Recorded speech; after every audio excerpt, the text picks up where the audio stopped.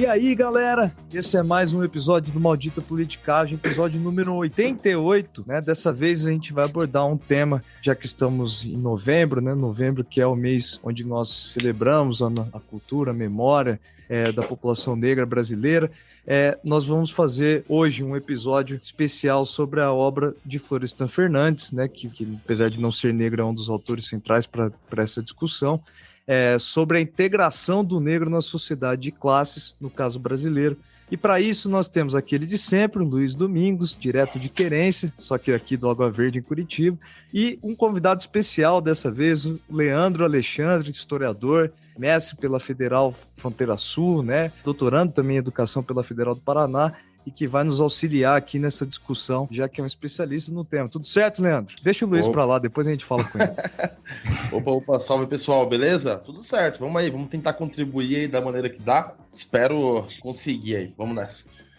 E aí, pessoal, saudações a todos e todas. Bom, um prazer ter o Leandro para trazer um pouco de conteúdo e quem sabe um pouco de humor, já que ele tem como uma das segunda maior habilidade dele, além de ser historiador, ele é um cara que é muito bom para tirar sarro do japonês. Então, deixa aqui fazer primeiro, antes de tudo, além de agradecê-lo, claro, a gente teve uma semana especial a passada, o episódio sobre o impeachment teve uma audiência que muito nos alegrou, né? Deu aquela estourada, assim, tipo o episódio do suicídio do Jukai. Então, agradecer demais quem ouviu e quem compartilhou, e aí fazer algumas menções aqui das pessoas que comentaram, enfim. A Karen Santos, o Gabriel Silveira, o Homer, o André Scherer, a Elza Rita, o Matheus Murden, Gabriela CGS, Carol Cordeiro, Camila Casara, Gabriel Fernandes, do podcast Fora de Prumo, Paulo Diniz fez mandou uma mensagem muito bacana pra gente, ele é professor do Instituto Federal em Olinda, discutindo o episódio da Disney. Tem umas sugestões interessantes que a gente talvez possa usar, eu acho que a gente vai usar depois em outros episódios, muito legal. E também o Karim Matos, do podcast Mentes Pioneiras. Então, agradecer essas pessoas queridas e recomendar esses dois podcasts. O podcast Mentes Pioneiras trata dos grandes cientistas brasileiros. Então, eu escutei um episódio sobre o César Lattes, muito legal. Então, escutem esses podcasts Fora do Prumo, Mentes Pioneiras, caso vocês queiram ampliar aí os conteúdos co-irmãos daqui do Maldita Politicagem. E lembrar que nós temos uma campanha de financiamento, que sem ela nada acontece. Agradecer muitas pessoas que já contribuem e convidar para você contribuir, se você puder, nesse caso com 5, 10 reais, é baratinho, lá no apoia.se/Maldita Politicagem. Bom, Luiz e Leandro, nós vamos falar então sobre a forma como a população negra brasileira foi integrada ou não integrada na sociedade, né, capitalista, moderna, né, nesse Brasil do século XX em diante, né? E para isso o Leandro trouxe aí uma lei que nos ajuda a entender um pouco desse problema já como imagem inicial, né, Leandro? Exatamente. É um decreto de 1890, ali, comecinho da República.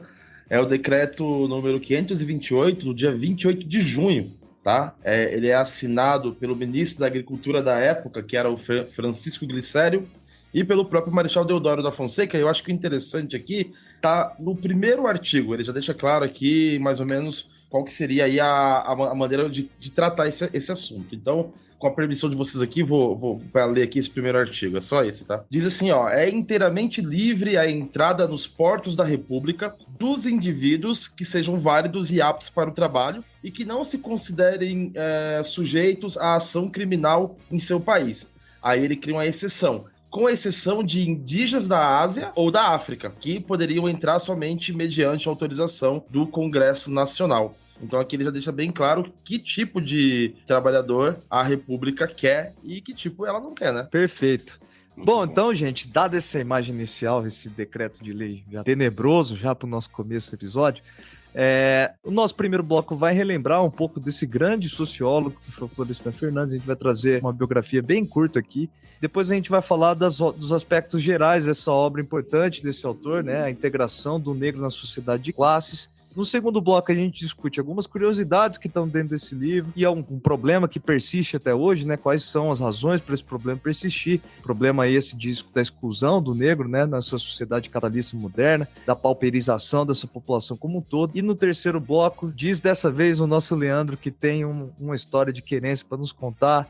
uma maldição a resolver e uma luta de gosto que o Luiz foi achar lá nos blocos de carnaval do Rio de Janeiro.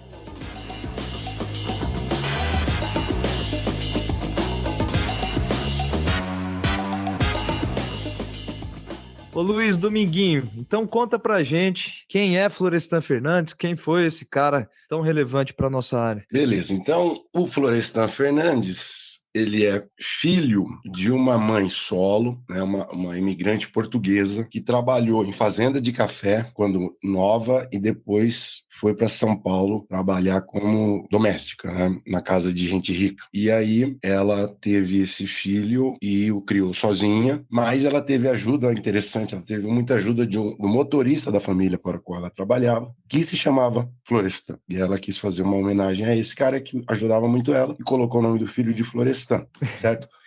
Ele trabalhou desde os 6 anos de idade, e aí quando ele quis estudar, resolveu que ele ia se dedicar aos estudos, ele queria fazer engenharia química, né? Ele desistiu porque o curso era integral e ele precisava trabalhar meio período, e aí ele fez ciências sociais na USP, entrou em 1941 com 21 anos. Aí ferrou.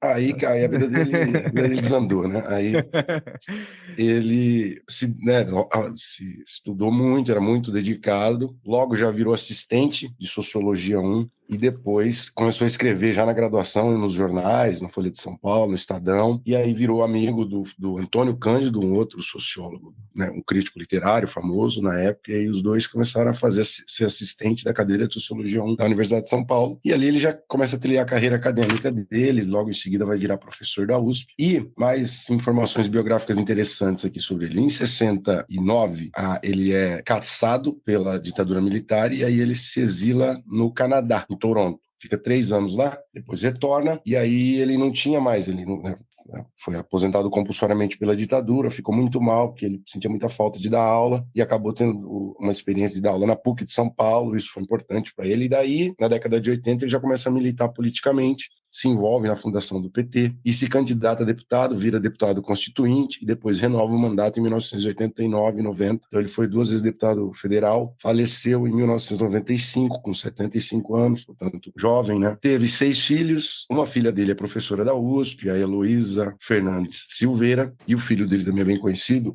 o Florestan Fernandes Júnior, porque tem uma carreira de jornalista também nos grandes veículos do Brasil, enfim, então é uma família que acabou se tornando conhecida.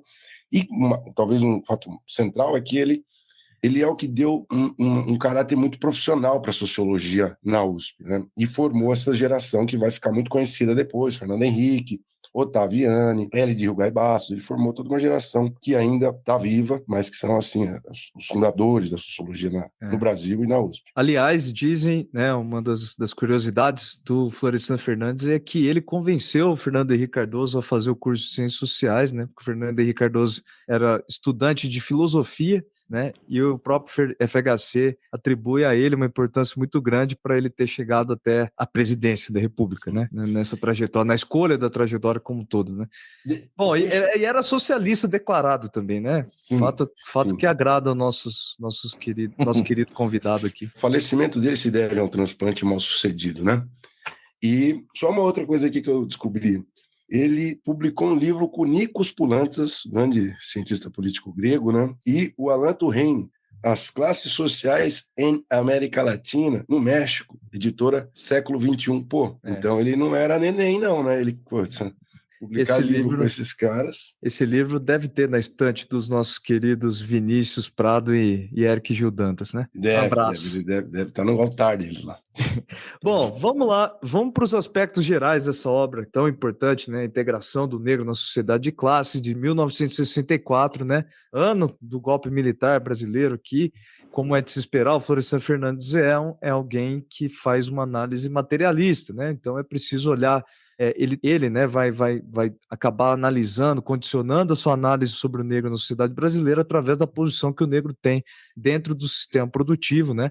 É mais ou menos esse um aspecto geral importante. A outra coisa é que ele utiliza a cidade de São Paulo como uma fonte empírica, né? A análise mesmo do Florestan Fernandes está na cidade de São Paulo, porque ele parte do princípio que é essa cidade aquela que ilustra, né, o Brasil moderno, o Brasil do capitalismo, o Brasil urbano, né?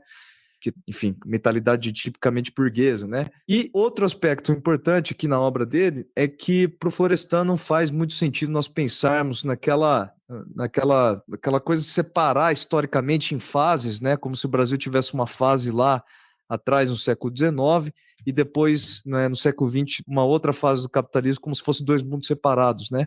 Vai dizer o Florestan Fernandes que só é possível entender a integração ou desintegração do negro na sociedade de classes se a gente olhar para a posição que os negros ocupavam no modelo anterior, que ele vai chamar de sociedade de castas. Vou deixar aqui, tentar ser o mais didático possível, né? Normalmente a gente estuda, não sei, o Leandro que dá aulas de história, ele pode me ajudar nessa aqui. Normalmente nós olhamos para essa coisa do fim da escravidão como se fosse uma conquista e pronto, né? Depois de muito tempo, a revolução abolicionista, etc. Só que a gente não pensa né, com olhar para a realidade do que acontece com essa população que era escrava. É verdade. Geralmente, quando se estuda, né, ali a parte da abolição, né, a gente foca muito ali na luta abolicionista, que é importante, né? E aí vão ter alguns ícones, mas também ali para a gente compreender, inclusive a trajetória da população negra, é muito importante a gente entender o que vem depois dessa abolição, né? Que é ali mais ou menos de certa forma, a exclusão, né, desse contingente do modelo de sociedade que se quer construir no pós-abolicionismo, né? Pois Vocês é. acham? Não, exatamente. Então, veja só, se a gente olha, né, pós-abolicionismo, esse cenário que o Leandro está mencionando, e a gente olha para. Nós devemos olhar aqui para dois lados, né? Boa parte dos brancos da época, da classe média, da elite brasileira, usava a desculpa da escravidão como forma de destruir o antigo regime que não interessava a eles, especialmente capitalistas que estavam olhando já para um outro tipo de capitalismo, né, com interesses divergentes.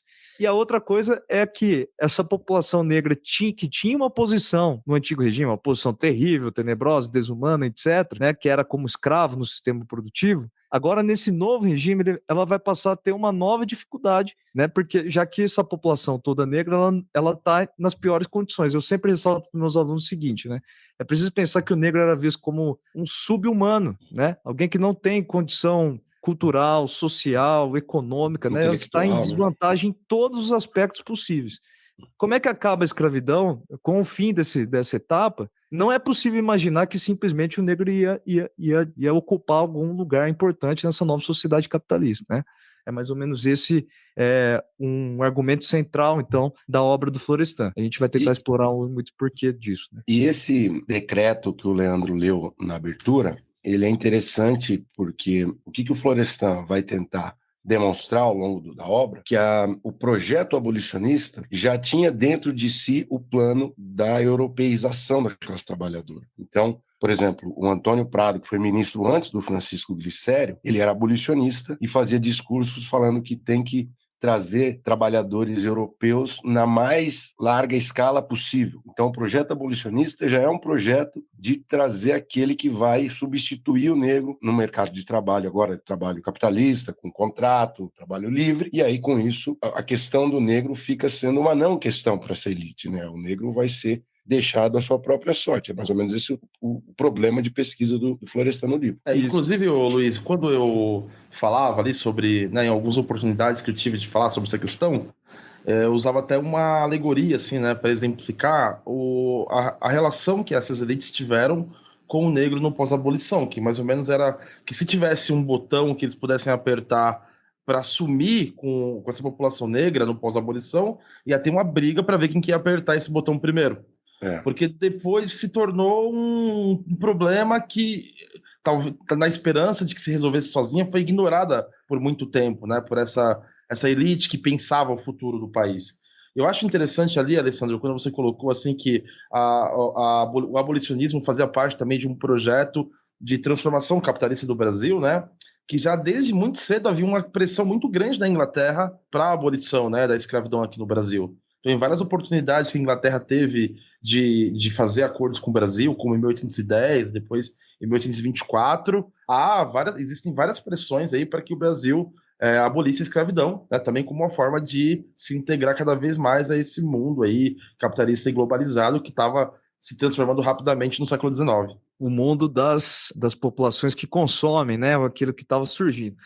Bom, dando sequência na narrativa aqui do nosso querido Florestan, se a gente compara, então nós temos esse cenário, né, do negro que tem como herança essa condição terrível nessa nova sociedade capitalista que não é mais escravo, ele é liberto, né, mas ele tem uma inferioridade aos olhos da maior parte da população brasileira. Bom, nesse sentido, então, o poder público do Brasil, aqui preciso ressaltar, não fez nada para integrar essa população negra. E esse é um aspecto fundamental, um argumento fundamental. Não houve nenhum tipo de tentativa, seja na educação, seja na valorização cultural, seja na integração habitacional, etc., de tentativa de integrar, por parte do poder público, de integrar essa população negra ex-escrava liberta, né? Bom, os estrangeiros vinham e tinham no trabalho assalariado um meio de iniciar essa vida nova nessa pátria nova, né? E aqui nós vamos ter um insight genial do Florestan, a meu ver, né?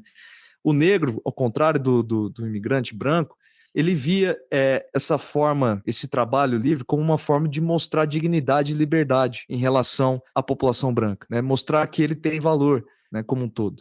Veja, o que o Florestan começa a desenhar, o argumento que ele começa a desenhar é o seguinte: a escravidão ela é um sistema que se mantém viva na forma como o negro vai atuar dentro do sistema capitalista. Ele não está livre de fato, né? Ele está tentando provar, e isso faz com que, nesse primeiro momento do capitalismo, os negros aceitem condições em contratos que são terríveis, né? Aceitem condições de trabalho horríveis, que em muitos casos são impossíveis de serem cumpridos, né? Enquanto que a população branca já tinha, né, uma visão mais moderna, né, desse capitalismo, de contrato, etc. E aqui nós temos uma grande diferença da forma como o negro luta para manter sua dignidade, para provar o seu valor, né, em si mesmo, enquanto essa população branca está pensando em si mesmo, nos imigrantes, né, alemães, italianos, poloneses, etc. Mas será que isso também não estava relacionado aí com as condições materiais desse contingente ali no pós-abolição? O que vocês acham? Completamente, sim, está associado com uma péssima condição, né, material que eles tinham, né? O cara acaba sendo obrigado a aceitar certos tipos de trabalho, né? Que Sim. outros não aceitariam, né? Sim, mas existe essa coisa, né, quase desesperada de você conseguir, né, nas palavras do Florestan, de você conseguir se provar, você tentar sair dessa condição de escravo necessariamente, né? Bom, a população negra, portanto, o que o Florestan tenta desenhar é o seguinte: nunca foi preparada para se tornar um ator relevante dentro dessa nova sociedade capitalista, né? O que não foi preparada? Eles não foram preparados tecnicamente, não foram preparados intelectualmente, psicologicamente no mundo urbano, enfim, ou seja, eles estão completamente desamparados em relação a esse novo mundo. Se a gente para pensar, né, o europeu ele chega aqui, que acaba substituindo essa mão de obra negra com condições técnicas muito mais modernas, né, do que a população negra brasileira, pelo simples motivo de que o negro foi preparado para ser justamente o escravo, né? Ele não foi preparado para ser cidadão nunca. Então, nesse sentido aqui, eles estão ferrados, né? Tá ferrado, tá na pior condição possível nessa nova etapa aqui, né? Já que o Leandro leu ali o decreto, também vou ler um negocinho aqui, porque tem uma frase muito eloquente no livro. Ele diz o seguinte: diante do negro se abrem duas escolhas irremediáveis sem alternativas. Vedado o caminho da classificação econômica, da inserção econômica e social pela proletarização, que é ganhando emprego na indústria que estava surgindo, ou no setor de serviços urbanos, enfim, já que esse caminho estava vedado porque ocupado pelos imigrantes, né, restava-lhe aceitar a incorporação gradual à escória do operariado urbano em crescimento ou se abater penosamente, procurando no ócio dissimulado, na vagabundagem sistemática ou na criminalidade fortuita meios para salvar as aparências e a dignidade do homem livre. Então, depois a gente vai explorar melhor esse argumento, mas ele vai mostrando como que ao longo do êxodo do campo para a cidade de São Paulo, esses negros vão se posicionando na periferia da cidade. Ali você não tem a ideia tipicamente burguesa, né, de cada um com a sua casa, você tem aqueles cortiços que tem uma vida cuja a ideia de família não está bem dada ainda. Então ali você tem muita briga, você tem muita promiscuidade sexual, e isso vai virando um problema sério, né, na periferia da cidade de São Paulo, que tem a passagem do negro escravo para o negro livre, a competição com o branco, com o qual ele não consegue competir pelas razões que vocês falaram. Sim, e é interessante, então, para a gente fechar esse argumento fundamental aqui, né, que na obra do Florestan Fernandes, classes e raças são elementos que se combinam. Então, vamos lá. Ele está descartando aqui essa visão muito simplista, às vezes, de que simplesmente o negro ele é refém de um sistema de preconceitos. Ele não está dizendo que isso não exista, mas é preciso qualificar essa tese, né?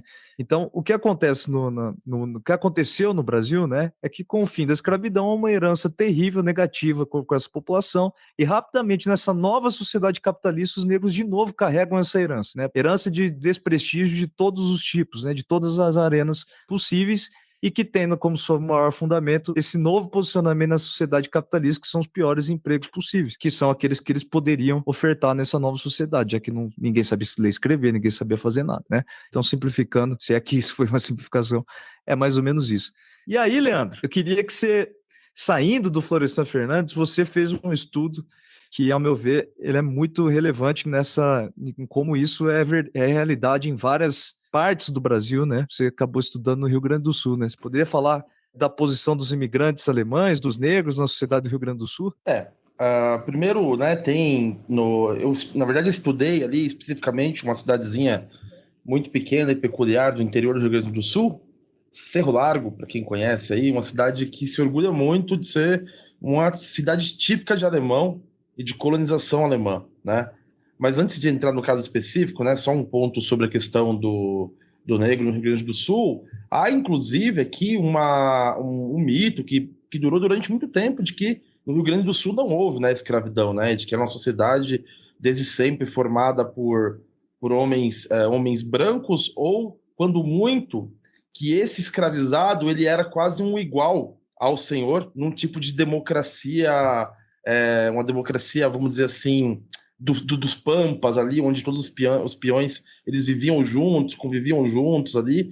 E, inclusive, o próprio Fernando Henrique Cardoso, né, que é um sociólogo influenciado pelo Florestan Fernandes, é um cara importante que ajuda a desmistificar essa tese dessa suposta democracia que existia aí nos pampas, nas instâncias, né, do Rio Grande do Sul. Mas falando exatamente ali sobre o caso desse estudo, é interessante porque o que acontece? Essa cidade é uma cidade que se orgulha muito dessa imigração alemã, mas no censo de 2010, né, tinha um dado interessante de que quase 20% da população urbana se autodeclarava como negra. E em alguns bairros específicos dessa cidade, esse número chegava em até 40% de pretos e pardos, né? Mais pardos do que pretos, mas assim, um contingente de negros. E só que quando você andava nessa cidade, no centro, quando você visitava a Câmara de Vereadores, a prefeitura, o comércio local, né, os lugares, os restaurantes, você de fato não via. Porque quando você pensa em 20%, embora seja uma minoria, é uma minoria importante, é 1 a cada 5. Né? Então a ideia é de você enxergar 1 a cada 5. Mas essas pessoas, elas de fato não estavam ali. E aí a minha pesquisa foi realmente de entender qual que era o lugar dessa população nesse município. E aí acaba que sendo uma reprodução do lugar do negro na sociedade do Rio Grande do Sul e, por extensão, também na sociedade brasileira. Que nessa obra eu acabei chamando de um não lugar, porque é um lugar de invisibilidade. Eles existem, mas geralmente eles estão excluídos da vida do centro da cidade, da vida dos lugares, vamos dizer assim, onde se pratica comércio, onde se tem as instâncias de poder. Então, os lugares desejados, né? Os lugares indesejados. Inclusive, até o Roberto da Mata, né, ele é o antropólogo, né?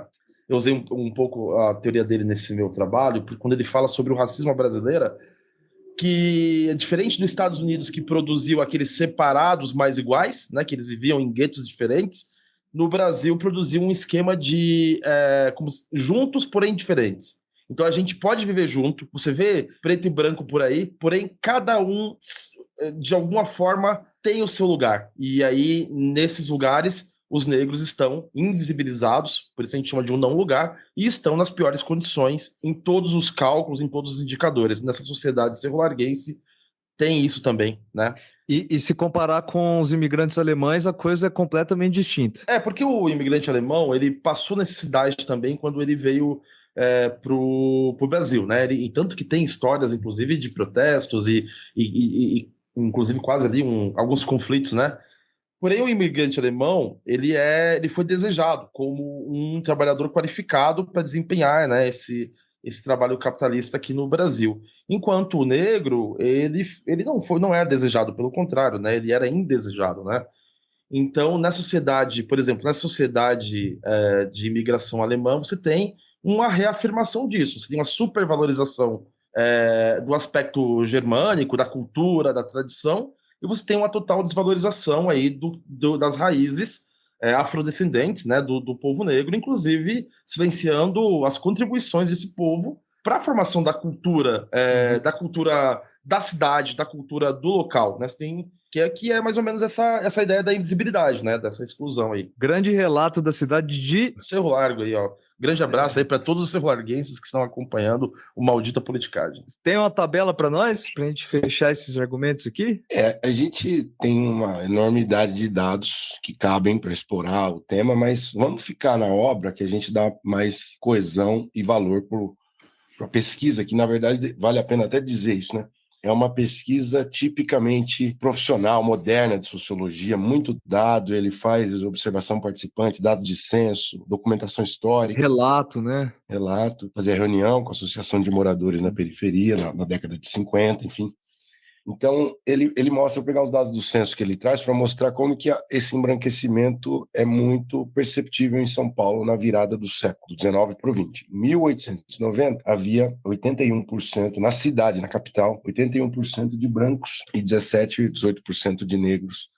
E em 1893, 3 anos depois, já pula para 88% de brancos e 11% de pretos e pardos na capital, mostrando que, de fato, diferente de outras cidades grandes do Brasil, diferente de outras grandes cidades no Brasil, o esforço de trazer imigrantes europeus foi muito rápido, né? Deu resultado muito rápido, marginalizando e dificultando ainda mais a inserção dos libertos no mercado de trabalho e, portanto, para ter uma vida digna, independência e assim por diante. Né? Além disso, em 1893, São Paulo tinha 54% da sua população de estrangeiros, a maioria italiana. Mais da metade, muita coisa.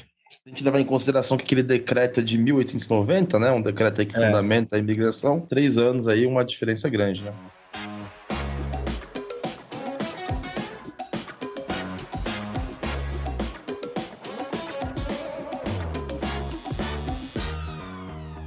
Depois dessa primeira passagem, né, panorâmica sobre a obra, sobre as questões de fundo, é interessante mostrar como que ele aprofunda e ele traz, por assim dizer, 2 caminhos que os negros foram trilhando ao longo da primeira metade do século XX, né, à medida em que saíam do campo, iam para a cidade de São Paulo. E é muito interessante que ele constrói 2 tipos de caminhos, que é o negro do eito, que é o negro que trabalhava no serviço bruto, na roça, né, capinando mesmo, o escravo, e o negro da casa grande. O negro do eito vai se tornar aquele indivíduo mais vulnerável e com uma condição mais precária, porque inclusive tinha modos muito rústicos, né? Então esse de fato se instala na periferia, é aquele que normalmente está, em geral, comete pequenos crimes e está ali no boteco, é ali onde a coisa é mais dramática do ponto de vista humano. E o negro da casa grande, que por recomendação do seu ex-senhor, consegue empregos de chofer, de motorista, de faxineiro, ou até mesmo cargos públicos. Enquanto o negro do eito vai ficar um indivíduo bruto e, né, hostil, em geral violento também, aquele outro negro ele vai criar um estilo de vida mais tipicamente burguês, o negro que se insere, mas ele justamente, veja que perverso, o pai dessa família é um pequeno déspota, nas palavras do Florestan, porque ele é muito autoritário, não deixa a mulher trabalhar, não deixa as filhas saírem de casa, né? Então você reforça muito esse patriarcado negro ali dentro, justamente para evitar boato, a fofoca de que a família tem alguma conexão ou semelhança com aquele outro negro que está fazendo bico, está fazendo trabalho intermitente. Então, você cria um desajustamento, inclusive, do ponto de vista da autopercepção desse negro, do negro que está inserido ali em pequenos trabalhos de serviço e tal. Então, ele não gosta de se ver como negro, ele repele a imagem do negro malandro. Então, você cria essas identidades diferentes, o que é especialmente perverso, porque, enfim, porque as mulheres, principalmente, né? Seria como se o sistema ali que esse negro passa a vivenciar acabasse estimulando uma competição entre esses dois, vamos dizer assim, né? Essas duas Isso. identidades, né? Onde um não É. quer se vincular ao outro, não quer ser visto como aquele negro indolente, e aquelas imagens que sempre atribuem, né, ao negro, né? Isso. Então, para a gente entender esse negro emergente, né, a diferença desse negro emergente com aquele negro eito, né, que você falou, né, Luiz? Eito, é. É preciso entender, então, que a população negra brasileira, para o Florestan Fernandes, ela passa por uma espécie de alienação racial. Essa alienação racial, ela se deve ao fato da população negra brasileira ter crescido criado dentro de senzalas, né, como escravos na condição de escravo. Ou seja, da forma psicossocial, o negro ele foi repelido da sociedade, né? Ele não tem condições de se afirmar outra coisa que não seja como escravo, né? Atividade laboral, as relações sociais, etc. Então ele vai dizer, o Florestan Fernandes, uma das marcas mais profundas que esse negro carrega, por exemplo, é uma carência institucional generalizada, né, no ponto de vista da socialização do negro. Vamos colocar aqui os imigrantes. Nós, aqui em Curitiba, a gente ouve história de famílias de todos os tipos de etnias imigrantes europeus que chegaram aqui, né? Poloneses, ucranianos, alemães, italianos. Toda essa galera tinha uma rede muito forte, né? Comunitária, familiar, religião, etc. Os negros eles tinham total carência institucional, até na família, porque o modelo familiar deles foi destruído também, né? Ao longo de todo esse processo de escravidão. Então, veja, a própria família, que é um ambiente de cooperação mínimo, né? Ou a comunidade étnica ali que os europeus tinham, os negros não tinham, nesse caso brasileiro, especialmente esses negros eitos, que não eram aqueles emergentes, né? Então, isso, por exemplo, essa destruição de todos os modos de vida, cultural também, né? Ela faz com que essa população negra esteja num absoluto despreparo social mesmo, né? Então eu acho legal essa parte, assim, um despreparo que ele vai para a parte das relações sociais como um todo, né? Viu, Ale, eu acho importante salientar como isso é um efeito, né, muito direto do processo de escravização, né?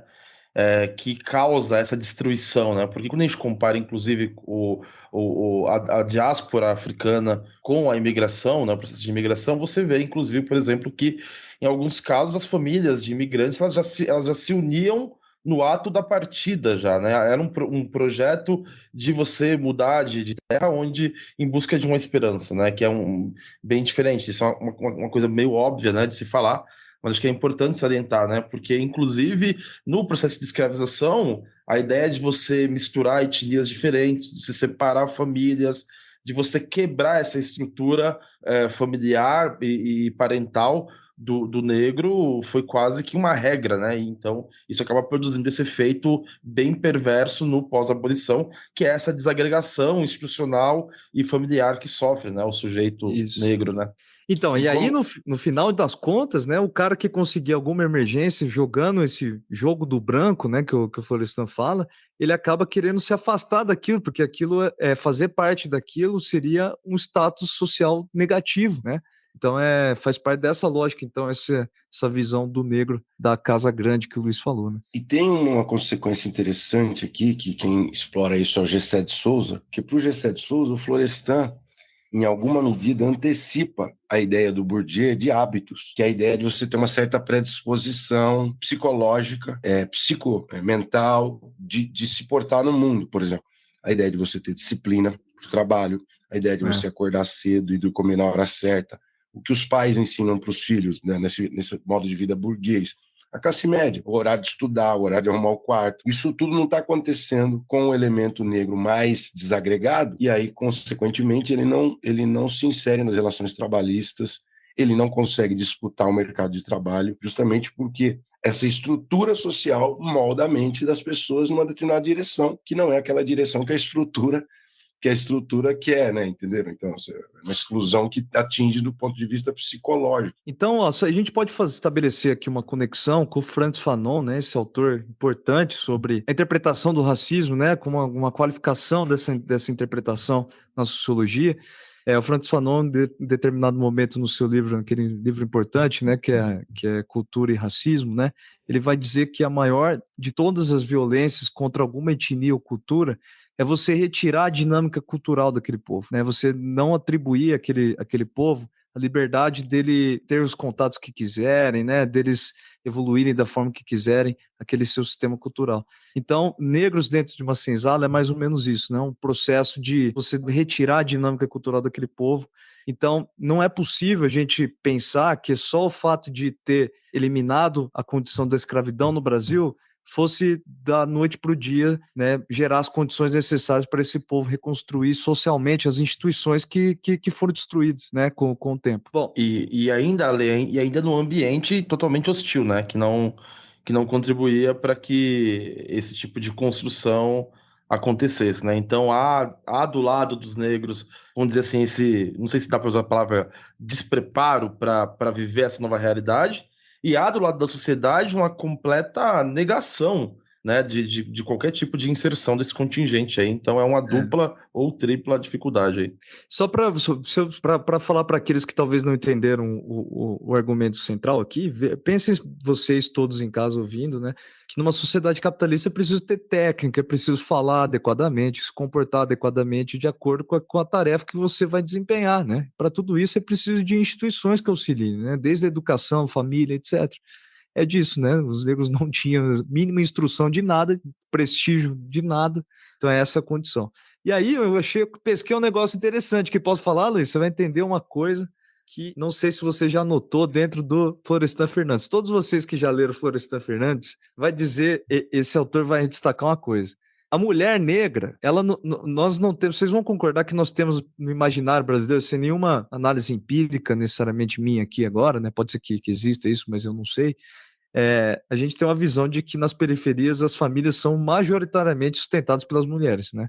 Sim, eu acho que sim. Né? Bom, o Florestan Fernandes vai dizer que dentro da população negra existe uma tendência estatisticamente comprovada de que as mulheres negras não perderam o seu local de trabalho, assim como a população masculina. A população masculina negra ela começou a viver depois do fim da escravidão de bico, né? Nas grandes zonas urbanas. Passava lá, cortava uma árvore, passava ali, fazia determinada coisa, etc. A população feminina continuou inserida dentro das grandes casas, o que foi gerando uma condição de que a mulher é aquela que sustenta de forma estável a família, né? E os homens ajudavam quando podiam, né? Só que aí, vai dizer o Florestan Fernandes, uma parte até que eu acho que com um pouco de humor, que quando dois homens negros desempregados se encontravam e viam que a reunião masculina deles nos botequins podia ser interessante, né? Podia ser um ótimo passatempo, vai dizer para ele, começou a se gerar uma cultura dos homens gostarem do ócio nos botecos, né? Nos bairros, enquanto as mulheres iam lá trabalhar. E garantir o sustento da família, né? Eu achei essa parte aqui uma parte interessante da obra do Florestan. E também não deixa de ter a sua consequência perversa de novo, porque você sobrecarrega pesadamente a vida da mulher, né? E Claro, o homem tem uma vida muito mais confortável, mais de passatempo mesmo, né? Que já conecta aí com o tema do Enem aí, do último Enem, né? Pois Invisibilidade é. do trabalho da mulher, né? Do trabalho de cuidado da mulher, né? Luiz, vamos pro quebra-pau. Eu acho que no quebra-pau, Luiz e Leandro, nós não podemos fugir do clássico quebra-pau que a sociologia adora levantar sempre. O argumento do Florestan Fernandes contra o suposto argumento do Gilberto Freire, né? Só para a gente sintetizar para todo mundo aqui, né? O Gilberto Freire, ele virou uma espécie de espantalho, né? Vamos cá entre nós, né? Existe uma série de coisas que se fala sobre ele, mas de fato, como o Luiz falou, o Gilberto Freire, na obra dele, dá a impressão que vai dar tudo certo, né? A gente pode ser otimista com a miscigenação no Brasil, que a nossa cultura é miscigenada e logo nós enfrentaríamos o racismo de outra forma que não a mesma, né? E a dos Estados Unidos. aposta do Gilberto Freire é que o processo de amadurecimento das relações de trabalho e da sociedade, da expansão do Estado, dos direitos, vai integrar o negro tranquilamente. E ele escreve isso na década de 30, e o Florestan escreve 30 anos depois, falando: não aconteceu nada disso, e não vai acontecer se não houver, de fato, um esforço, e aqui depois ele vai desenvolver isso num outro livro, chamado A Revolução Burguesa no Brasil, que é, de fato, um esforço de você quebrar a estrutura de exclusão do negro por meio de um levante popular, da participação popular. Só assim para você acabar com essa história, que não vai ser algo naturalmente resolvido. E aí eu vou fazer uma pergunta aí para os sociólogos aí, para os cientistas políticos. Essa teoria que tem, eu acho que hoje um pouco mais hegemônica sobre o racismo estrutural, ele vem dessa denúncia do Florestan Fernandes aí, vamos dizer, desse combate que o Florestan faz a esse mito da democracia racial? Eu acho que sim. Ele não formula o termo, né? O termo foi formulado depois de racismo estrutural, mas eu acho que o livro demonstra, dá subsídio para afirmar a existência do racismo estrutural, né? O livro tem essas evidências de que o racismo está entranhado no mercado de trabalho, nas instituições políticas, na sociedade mais básica, como a família. Então, se o racismo está em todas essas esferas, ele pode-se dizer estrutural, né? E aquela ideia uma metáfora muito boa do Mano Brown, que você pensa o racismo estrutural como uma carta num castelo de cartas. Se você tirar o racismo, cai a sociedade. Então, a sociedade toda depende dessa peça do racismo para operar do jeito que ela opera, com acesso ao mercado de trabalho pelos brancos, à universidade, assim por diante. Só para sintetizar o que o Florestan Fernandes pensava sobre o assunto, abre aspas, não podemos endossar opiniões otimistas, né? Então, Florestan achava impossível que o racismo fosse ser superado caso não houvesse um esforço público das instituições públicas mesmo, de inclusão, de integração do negro na sociedade capitalista e de transformação desse liberto em cidadão, né? É isso.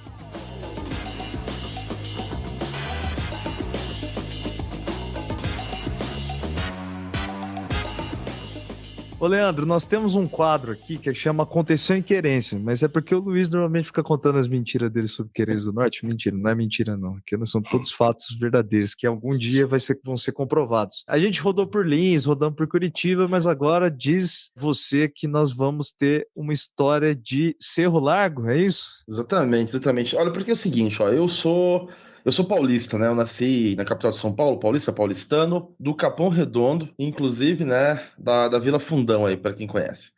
E eu me considero hoje um homem negro, né? Me considero um homem negro. Eu sou um homem pardo e me considero um homem negro. E a gente sabe que essa classificação de negro é muitas vezes uma classificação tanto quanto política, né? Mas eu só fui me reconhecer enquanto negro quando eu me mudei para o Rio Grande do Sul, né?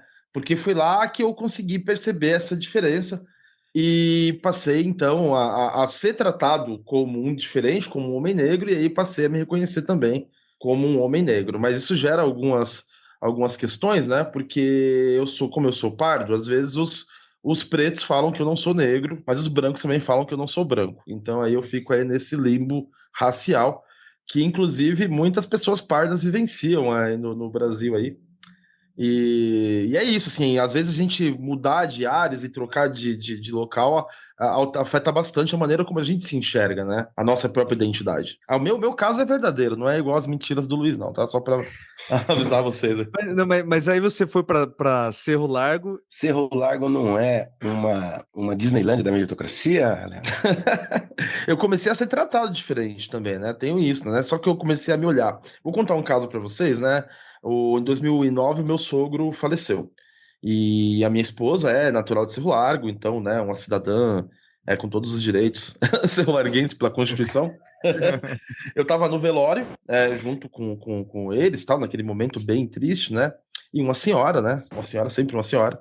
Ela, ela chegou para cumprimentar os familiares, cumprimentou a minha esposa, os familiares dela, e quando me olhou, perguntou se eu era funcionário da capela. Tipo assim, quem que é esse aí? Esse aí é funcionário da capela? E aí, tudo aquele constrangimento tem que explicar que não, né? Que eu era o namorado da Heloísa e tal, um negrinho que veio lá da periferia de São Paulo para morar no interior do Rio Grande do Sul.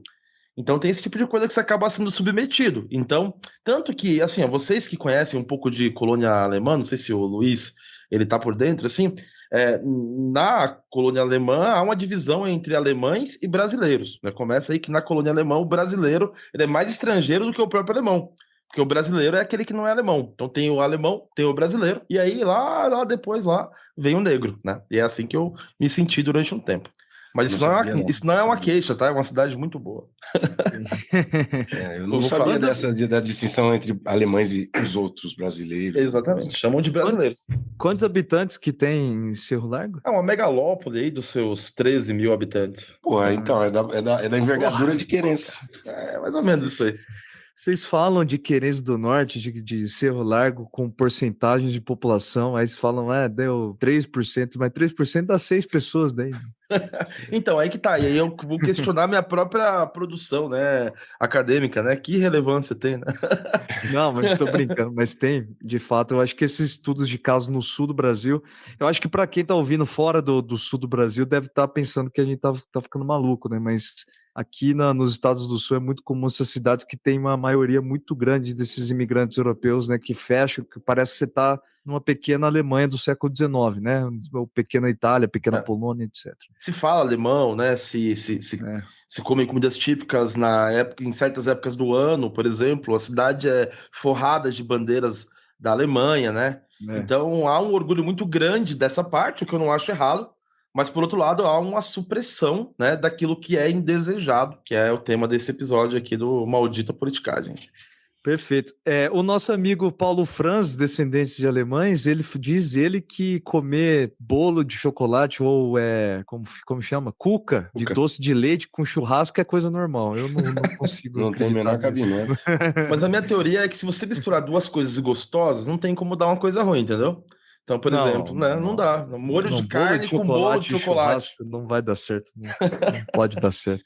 Ô Luiz, eu queria entender uma coisa agora aqui, né? Você colocou no nosso roteiro o nome de um político aqui de forma meio aleatória. O que aconteceu? O que é essa história de querência que você tem para nós? É uma loucura total isso aqui. Não tem como entender isso jamais. O deputado Celso Russomano... Aquele. Logo quem? Pastor evangélico, né, e candidato de direita lá em São Paulo. Quando ele era deputado, ele fez um projeto de lei que virou lei, que define o Florestan Fernandes como patrona da sociologia brasileira. Sabia? Inacreditável. Eu não sei quem que pediu isso para ele, como que ele chegou nisso, como é que ele chegou no nome do Florestan Fernandes, porque não deve fazer parte dos temas de interesse do Celso Russomano. Esse é aquele cara da patrulha do consumidor, né? Que fica... Isso. É que daí é o cara que queria dividir o papel higiênico. Não sei se vocês já viram esse vídeo. Não. Ele é o cara que ele pega um pacote de papel higiênico e daí ele leva esse pacote até o caixa e ele fala assim: não, eu quero levar só um rolo. Porque é o direito do consumidor. A caixa, vocês precisam ver o rosto da caixa do supermercado que tá lá fazendo o trabalho dela e tem que lidar com o Celso Russomano. Mas pelo menos aí propôs aí recentemente ele estava fazendo isso, né? E ele fica coçando o trabalhador, e ele tomou uma enquadrada lá na periferia de São Paulo esses dias. Foi bonito. Os parça do Leandro. Você ia falar que tem coisas que só a periferia de São Paulo conserta. Ô Leandro, você acha essa fragilidade institucional no ponto de vista social, né, essa exclusão do negro, né, em todos os seus aspectos, né, continua sendo uma maldição no caso brasileiro? Eu acho que continua sendo uma maldição. E isso, inclusive, justifica os movimentos necessários de luta contra essa situação de exclusão e essa situação onde o negro está sempre nos piores lugares.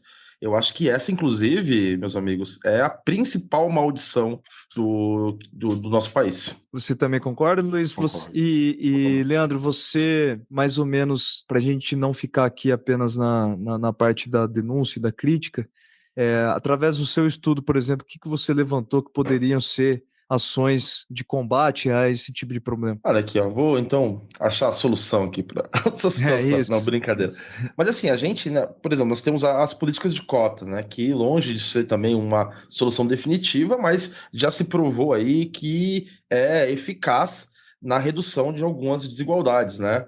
Mas eu acho que sim, nós temos historicamente no Brasil alguns problemas que são graves que afetam a população negra. Eu acho que um dos principais é a violência policial que esse contingente sofre, o genocídio da juventude negra. Eu acho que as instituições brasileiras elas precisavam de alguma maneira serem melhor preparadas para acolher essa população e entender que o negro ele porque às vezes é uma cidadania negada, assim, então entender que o negro ele é tão cidadão quanto os outros, mas Claro que isso é um processo longo e que tem que ser feito de uma maneira que seja de fato eficaz, né? Como quando eu falo, por exemplo, da questão policial, eu acho que não adianta você dar um cursinho na polícia sobre democracia racial, sobre alguma coisa desse sentido, que isso vai gerar efeito. Tem que ser outro tipo de ação, tem que ser ação nas periferias, no sentido de você promover cidadania, acesso à cultura, né? Acesso a lazer, por exemplo, acesso à arte, e isso passa também por melhoria da educação pública, da educação básica.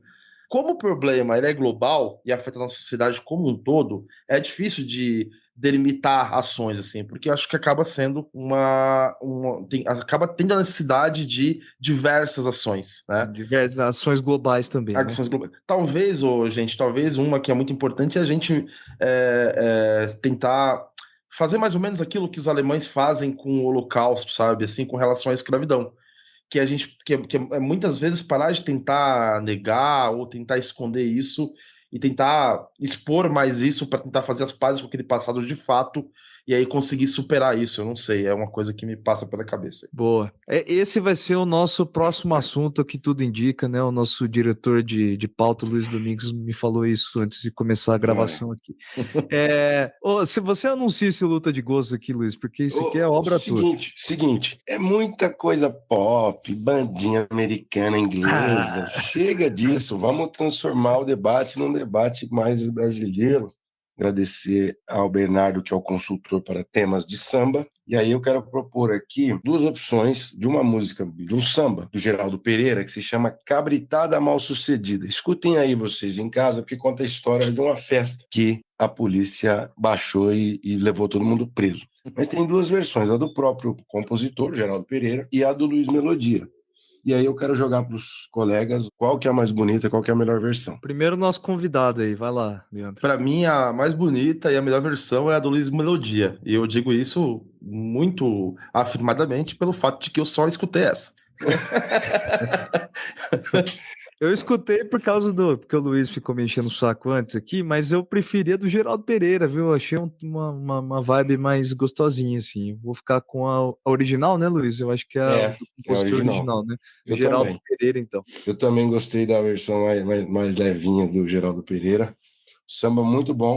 E aí a gente passa para os ouvintes que quiserem escrever sobre isso para a gente. E se tem outros sambas que destacam essas questões da vida da periferia, enfim, deve ter uma centena de sambas sobre isso. Né? E tem uma centena de raps também, aí, caso. De raps, é. Pois é, boa. A gente podia ter lançado um rap. Vamos ver se a gente lança um rap no próximo episódio. Boa. Galera, esse episódio a gente tentou, né, fazer uma homenagem a esse grande sociólogo, Florestan Fernandes, que a gente ainda não tinha utilizado aqui, e também, né, fazer um capítulo introdutório do tema no Brasil. A gente pretende na próxima semana continuar com essa abordagem, fazer uma sequência. Se o Leandro estiver disponível para fazer a co-apresentação, mais um episódio aí, Leandro. Olha, eu acho que pagando bem, né, acho que eu venho, né? Eu tenho sido bem remunerado, né? Então, já que a gente precisa desses convidados bem remunerados, vale a pena repetir a campanha de financiamento coletivo. Você pode ajudar o apoia.se/maldita politicagem. Enviem críticas, sugestões nas nossas redes sociais ou na caixinha do Spotify. Agradecer demais quem está compartilhando, quem está ouvindo, e agradecer muito ao Leandro que participou hoje. Seria isso. Para mim, você não vai agradecer, não? Um agradecimento especial ao Alessandro, que ele toca isso aqui com toda a disciplina, dedicação, amor. Agradecer a todos os envolvidos. É o nosso general do Maldita Politicagem. Um abraço, galera. Abraço. Valeu, obrigado.